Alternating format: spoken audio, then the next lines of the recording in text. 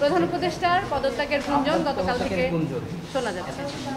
আমি বিষয়টা এভাবে বলি যে কালকে আমাদের মিটিংয়ের পরে অনেকক্ষণ আমরা আলোচনা করেছি, কারণ আসলে আমরা দায়িত্ব নেওয়ার পর থেকেই আমাদের 3টা মোটা দাগের দায়িত্ব এবং 3টাই কঠিন কঠিন দায়িত্ব।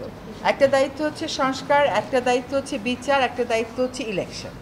শুধুমাত্র ইলেকশন করবার জন্য তো আমরা দায়িত্বটা নিইনি, যেহেতু আরও 2টা দায়িত্ব আছে, আমরা সেগুলো আসলে পালন করতে পারছি কিনা। কারণ আমরা দায়িত্ব নেওয়ার পর থেকে যার যত রকম দাবি আছে সব দাবি নিয়ে তারা রাস্তায় বসে যাচ্ছে, রাস্তা আটকে দিচ্ছে, একদম ঢাকা শহর অচল হয়ে পড়ছে। সেই অচল অবস্থা নিরসনে আমরা কিছু করতে পারছি কিনা, তো এইগুলো আলোচনা করে যেটা আমরা চিন্তা করলাম যে আমাদের এই দায়িত্বটা কিন্তু জাতীয় দায়িত্ব, এবং আমরা তো আগে থেকেই বলছি যে আমরা ক্ষমতা নেইনি, দায়িত্বে আছি। এই দায়িত্বটা পালন করা তখনই আমাদের পক্ষে সম্ভব হবে যখন আমরা সকলের সহযোগিতা পাবো। প্রত্যাশার বিষয়টা এক, আর দায়িত্বটা আসলে পালন করতে পারার বিষয়টা এক। প্রত্যাশা অনেকই থাকতে পারে, কিন্তু আমার তো একটা এনাবলিং এনভায়রনমেন্ট থাকতে হবে এই প্রত্যাশাটা পূরণ করার জন্য। তো আমরা চিন্তা করেছি যে আসলে আমরা পারছি কিনা, এই যে প্রতিবন্ধকতাগুলো হচ্ছে আমাদের এই বড় দাগের 3টা দায়িত্ব পালন করার জন্য, এই প্রতিবন্ধকতাগুলোকে আমরা কিভাবে মোকাবেলা করব, আদৌ মোকাবেলা করতে পারবো কিনা, যদি মোকাবেলা করতে পারি কিভাবে করব, যদি মোকাবেলা করতে না পারি তাহলে আমাদের কি করণীয় হবে, আমরা সকলে মিলে এটা চিন্তা করছি।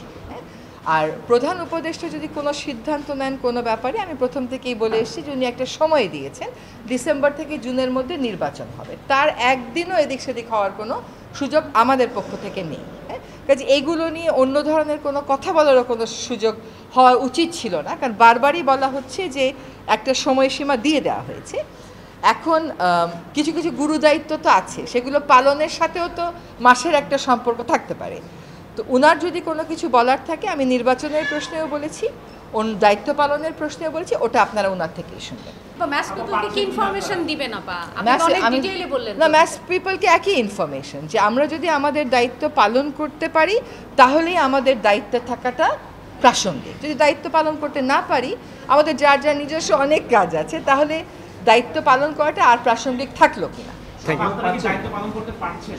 আমরা দায়িত্ব পালন অনেক প্রতিকূল পরিস্থিতির মধ্য দিয়ে তো অনেক দূর এগিয়েছি।